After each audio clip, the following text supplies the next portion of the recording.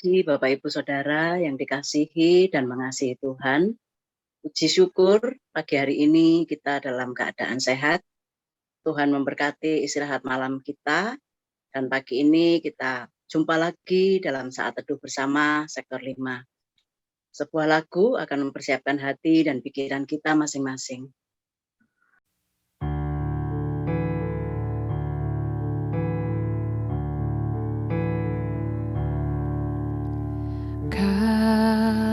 Kasih pasti lemah lembut, kasih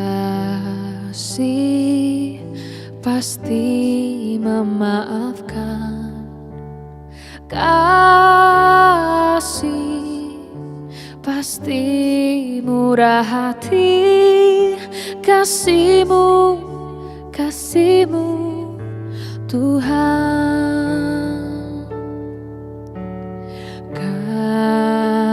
Kasih pasti lemah lembut, kasih pasti memaafkan, kasih pasti murah hati, kasih-Mu Tuhan. Ajarilah kami ini saling mengasihi, ajarilah kami ini saling mengampuni, ajarilah kami ini kasih-Mu ya Tuhan, kasih-Mu kudus tiada batasnya.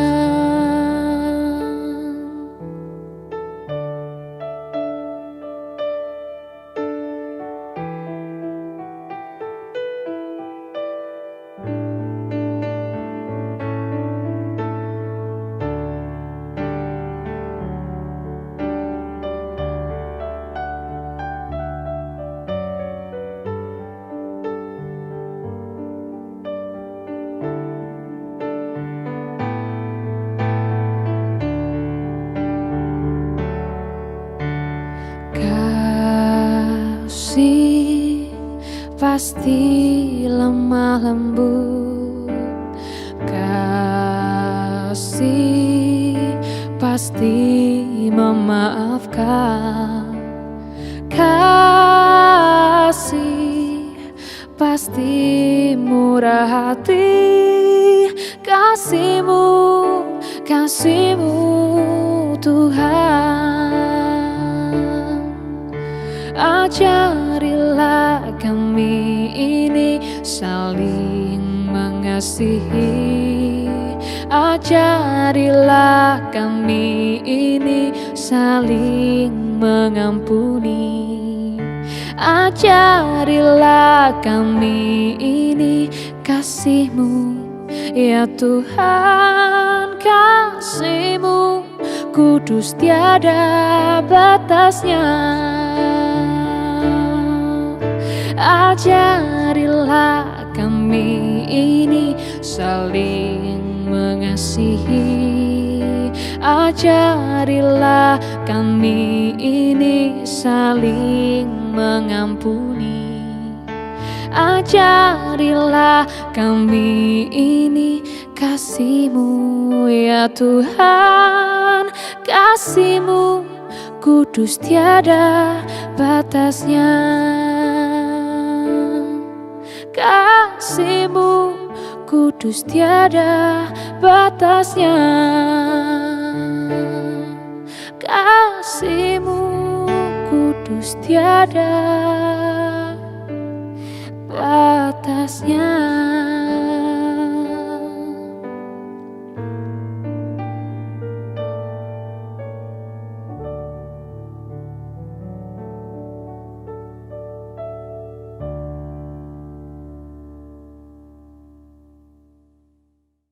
Bapak Ibu Saudara, kita akan merenungkan firman Tuhan melalui pedoman saat teduh 4B GKI Residen Sudirman hari Sabtu tanggal 29 Januari 2022 dengan tema kasih. Firman Tuhan yang melandasi perenungan kita pagi hari ini diambil dari 1 Korintus 13 ayat 1 sampai dengan 13. Sebelumnya mari kita berdoa. Bapa di dalam surga, Bapa yang sangat mengasihi setiap kami. Terima kasih ya Bapa untuk kesempatan pagi hari ini. Kami telah siap untuk mendengar dan merenungkan firman-Mu. Biarlah Roh Kudus Tuhan boleh menolong kami, memberi hikmat pada setiap kami hingga kami boleh mengerti dan boleh memahami firman Tuhan pada pagi hari ini. Terima kasih Bapa, dalam nama Tuhan Yesus kami berdoa. Amin. Firman Tuhan akan dibacakan oleh Pak Yosa.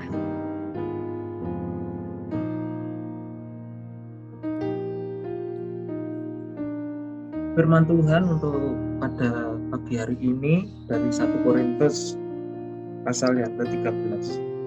Kasih. Sekalipun aku dapat berkata-kata dengan semua bahasa manusia dan bahasa malaikat, tetapi jika aku tidak mempunyai kasih, aku sama dengan gong yang berkumandang dan canang yang gemerincing. Sekalipun aku mempunyai karunia untuk bernubuat dan aku mengetahui segala rahasia dan memiliki seluruh pengetahuan, dan sekalipun aku memiliki iman yang sempurna untuk memindahkan gunung, tetapi jika aku tidak mempunyai kasih, aku sama sekali tidak berguna. Dan sekalipun aku membagi-bagikan segala sesuatu yang ada padaku, bahkan menyerahkan tubuhku untuk dibakar, tetapi jika aku tidak mempunyai kasih, sedikit pun tidak ada faedahnya bagiku. Kasih itu sabar.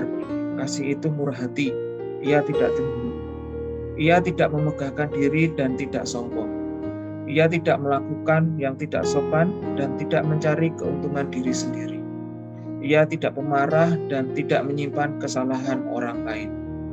Ia tidak bersuka cita karena ketidakadilan, tetapi ia bersuka cita karena kebenaran. Ia menutupi segala sesuatu, percaya segala sesuatu, mengharapkan segala sesuatu, sabar menanggung segala sesuatu. Kasih tidak berkesudahan, nubuat akan berakhir, bahasa roh akan berhenti, pengetahuan akan lenyap. Sebab pengetahuan kita tidak lengkap dan nubuat kita tidak sempurna. Tetapi jika sempurna tiba, maka yang tidak sempurna itu akan lenyap. Ketika aku kanak-kanak, aku berkata-kata seperti kanak-kanak. Aku merasa seperti kanak-kanak. Aku berpikir seperti kanak-kanak. Sekarang, sesudah aku menjadi dewasa, aku meninggalkan sifat kanak-kanak itu. Karena sekarang kita melihat dalam cermin suatu gambaran yang samar-samar. Tetapi nanti kita akan melihat muka dengan muka. Sekarang aku hanya mengenal dengan tidak sempurna. Tetapi nanti aku mengenal dengan sempurna seperti aku sendiri dikenal. Demikianlah tinggal ketiga hal ini, yaitu iman, pengharapan, dan kasih. Dan yang paling besar diantaranya ialah kasih. Demikianlah firman Tuhan. Terima kasih Pak. Bapak Ibu Saudara yang dikasihi Tuhan, di dalam Alkitab dan juga perjalanan pelayanan Rasul Paulus, jemaat di Korintus tercatat sebagai jemaat yang konteks kehidupannya yang sangat beragam, baik secara sosial maupun ekonomi. Jemaat di Korintus juga disebut sebagai jemaat dengan karunia yang melimpah, karena di jemaat Korintus terdapat banyak ragam karunia yang juga dituliskan oleh Paulus di keseluruhan surat ini. Korintus sendiri memang merupakan kota metropolitan dan menjadi pusat pertumbuhan perekonomian. Namun sayangnya Korintus menjadi kota yang juga tidak kalah penuh dengan berbagai perbuatan jahat atau tercela. Bahkan bagi mereka yang sudah percaya kepada Kristus juga melakukan tindakan-tindakan yang tidak sesuai dengan apa yang sudah menjadi nilai-nilai hidup orang percaya. Untuk itulah Rasul Paulus menuliskan suratnya kepada jemaat di Korintus. Bapak Ibu Saudara yang dikasihi Tuhan, Rasul Paulus memulai bagian ini dengan menekankan kembali bahwa sesungguhnya orang-orang Kristen di Korintus telah memiliki pemahaman yang cukup tentang rutinitas hidup beragama.